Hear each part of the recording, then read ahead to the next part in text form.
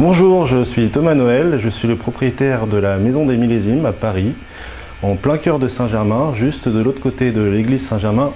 Bienvenue dans ma petite cave de 20 mètres carrés de bonheur. C'est une cave qui est spécialisée à la base exclusivement sur des vieux millésimes de Bordeaux, de 1940 à nos jours, et des millésimes vraiment prêts à boire.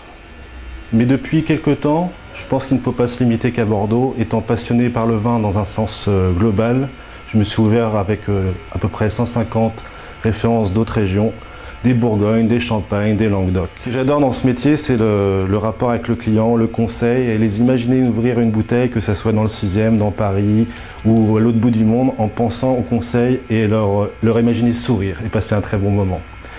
Ce que j'aime aussi, c'est qu'au fil du temps, on commence à avoir des relations privilégiées avec certains domaines, certains producteurs, et vendre le vin de producteurs qui sont devenus des amis avec le fil du temps. Je trouve que c'est vraiment super sympa.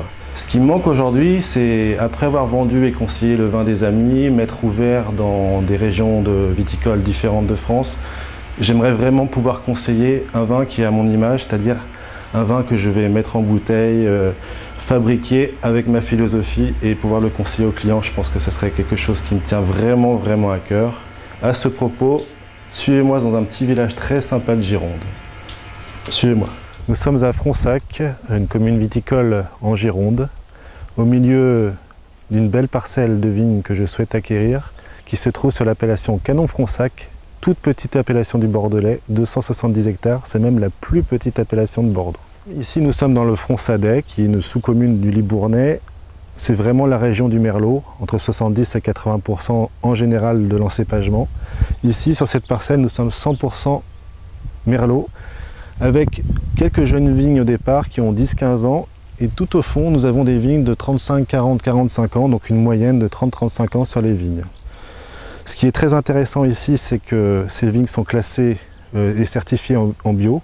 Donc ça permet vraiment d'avoir une terre qui est vivante, de l'herbe, des petits oiseaux, des lapins qui se promènent dans le vignoble. Et c'est très important pour moi d'avoir quelque chose qui respecte la nature. Pour ce style de vin, ce que je vais rechercher dans la vinification, c'est vraiment de faire une bombe de fruits. On ne va pas chercher à maquiller le vin, on ne va pas chercher à surconcentrer, à surboiser le vin. Je veux vraiment du plaisir, un vin digeste et qui explose en bouche grâce à un fruit très pur, très croquant. On va tout récolter grain par grain puisqu'on peut se permettre sur une petite surface comme ça. Et je veux vraiment que quand les gens ouvrent la bouteille, entre 5 et 10 ans après la mise en bouteille, il faut quand même garder un petit peu. Je veux vraiment que les gens aient l'impression de croquer du fruit. La complexité est vraiment quelque chose de rond en bouche et de très digeste. Je passe 50% de mon temps à Paris et 50% du temps à Fronsac. D'ailleurs, ma maison est juste en bas et je trouve que cet endroit est vraiment béni des dieux.